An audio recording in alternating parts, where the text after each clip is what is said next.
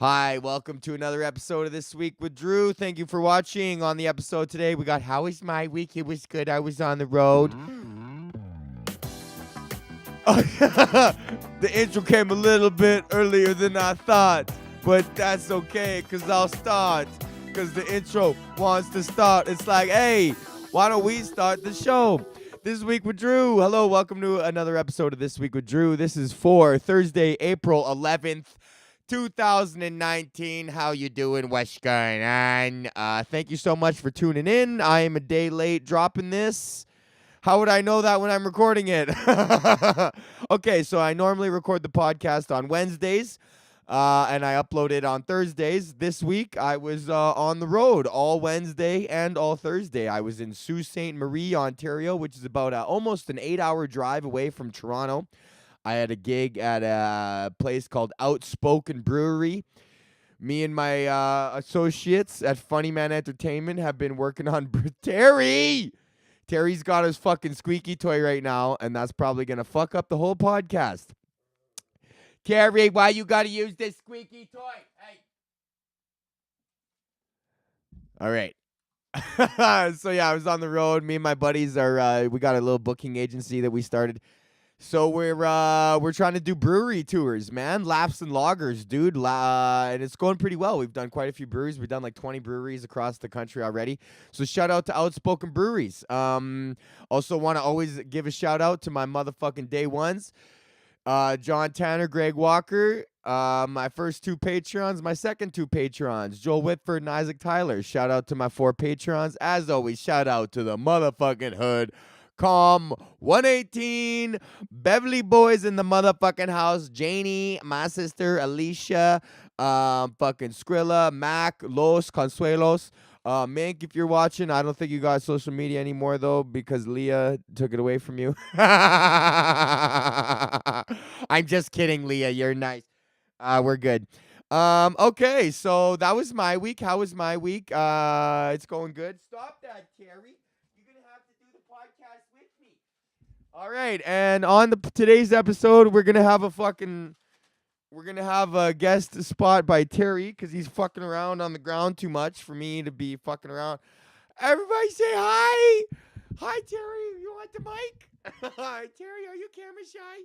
Whoa, Terry. Look at Terry. He's camera shy. Say hi on the mic, Terry. Can you sniff the mic? Can you say hi, Terry?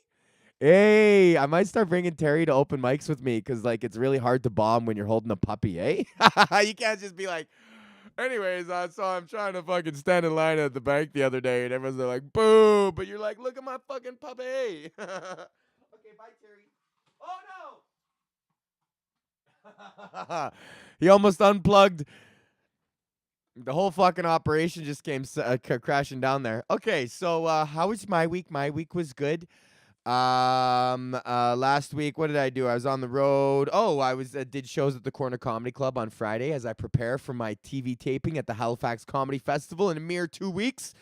That was Friday, so I did a couple shows there.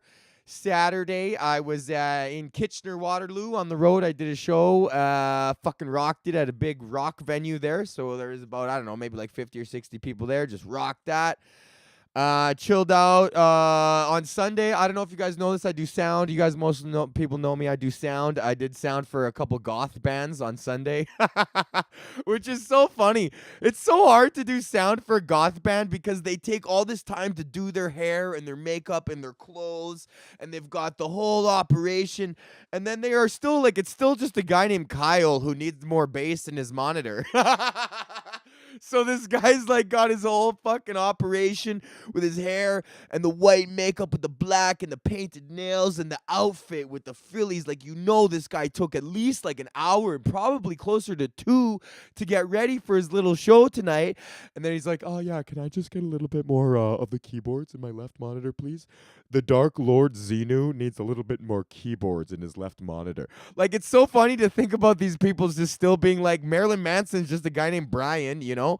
Like, they're still just normal people who's take all this time. It's almost an increase in vanity. Like, I would say that a girl who spends like 20 minutes doing her hair and makeup and wearing just like a regular like high pony Lulus is less vain than a guy named Kyle who's putting like all this gel in his hair and the makeup and just exactly everything is exactly the way he pieces it together, and then he stands there and waits for people to look at him and then either agree with the look and be like, I'm one of you and like we can be together, or like disagree and then have him be like, society shuns me for who I am. It's like, because you got a fucking 3-foot high mohawk right now, bro. And you look like you fucking should be, I don't know. I just like to think of the idea of these goth people of still being normal people and like doing stuff like having to go cash a check at the bank or like go to the beach or something normal. Like just a goth guy. Like, bro, Kyle, like let your hair down and come play frisbee at the beach, bro.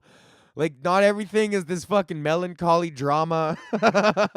So I did sound for these shitty goth bands and fuck, they sucked, man. And that's right, Terry fucking knows.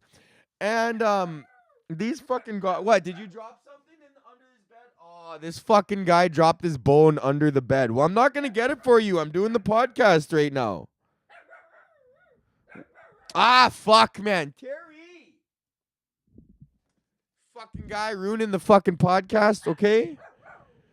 So, anyways, I like to think about Terry! Come here. Come here, buddy. All right, fucking A. See, when you got, I'm gonna have a loud ass motherfucking dog because I am a loud ass motherfucking person. So what was I talking about? Goths doing normal shit, and then I did sound. Okay, so that was my week. That was how was my week? It was good.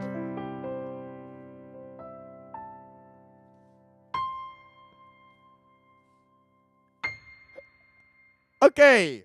So that was how's my week? I don't know if you guys are watching Jeopardy right now, but James Holzhauer, probably the next Ken Jennings, if he doesn't ruin his unbelievable earnings ratio, his games played to earnings ratio. Okay, there's this guy James Holzhauer on Jeopardy, who's a Las Vegas sports gambler, and he, every time he gets a daily double, he does just that. It is a daily double. This guy pushes all of his chips all in. He's mad autistic with his mannerisms, but he's like, this is the most spectrum motherfucker. But if you're gonna be good at Jeopardy, like you gotta be like at least 1% on the spectrum. You can't just be like a regular like party time fucking Greg, and then just also be like the Mediterranean Sea. Charles de Gaulle. Like you just can't.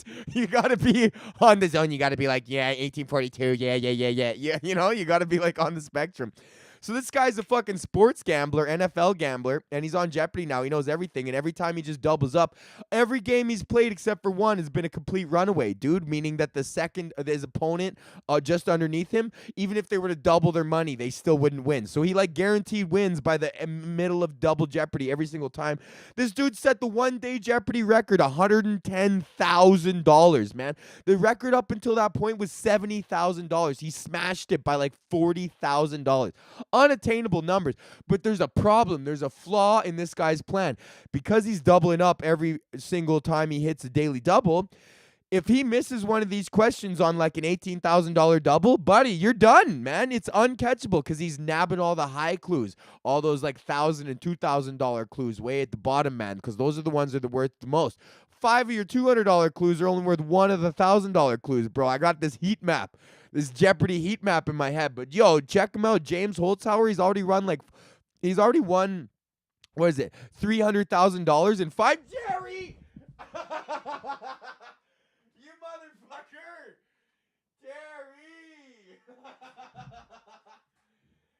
Terry!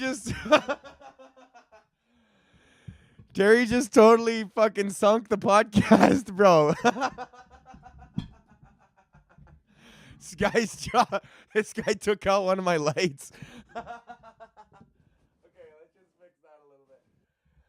Oh my god, that is so funny, dude. All right, this is gonna be. If you haven't tuned out already, I appreciate you still listening to this because this is probably one of the worst fucking ones I've ever done. And it's late too. So I'm filming this on Friday. I'm going to say that it's Thursday, so just fucking pretend with me. I really wanted to have an every Thursday forever streak going, but I'm going to fucking work on it. Oh, it's big news for my Patreons. I'm dropping a Monday-only podcast on Patreon. So if you're not one of the 4 people, if you're not John, Greg, Joel, or Isaac, then this news doesn't have anything to do with you. But I'm dropping a Monday-only Patreon podcast. It's going to be like 5 to 10 minutes. It's going to be completely different than this podcast in every way. I can guarantee that. No, but I'm going to be doing more music on that podcast and like more like fucking around with my like machine, Native Instruments machine, and like doing some like beats and shit like that. Trying to do like, trying to fucking diversify my shit up. Okay, so, here we go. Do you guys hear that?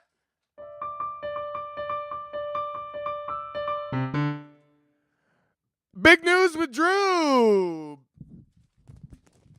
On today's Big News with Drew, this is awesome. I've been waiting for this. I've been waiting to hear this headline for so long. Buddy, here we go. Where is it? Okay. Police found Trivago pitchman passed out in a car in moving lane of traffic. You fucking heard it here first, buddy. Trivago man who nobody likes. The fame and the fortune and the money has gone to his head, bro.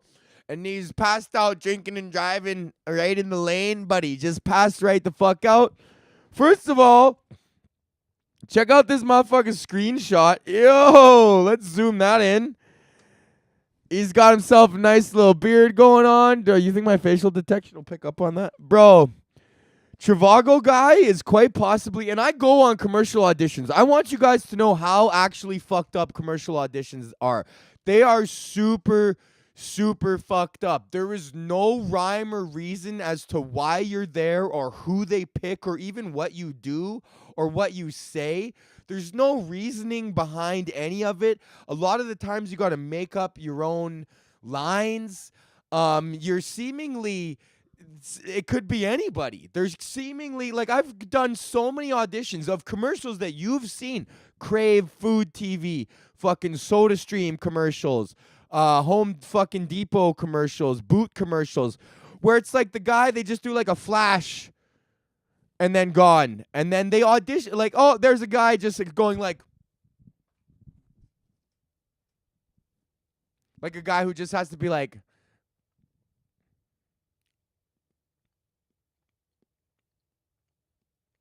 that sort of thing for like 2 seconds. And they do a 3-day audition process for that guy and bringing in hundreds of guys to just stand there and be like, all right, we're going to need you to just bite down a little bit more. Can we just bring down the bite a little bit because we've got a little bit more of an aggressive bite. So if the client is looking for just very small reaction, almost like you're not even biting a sandwich at all. So you're like, okay.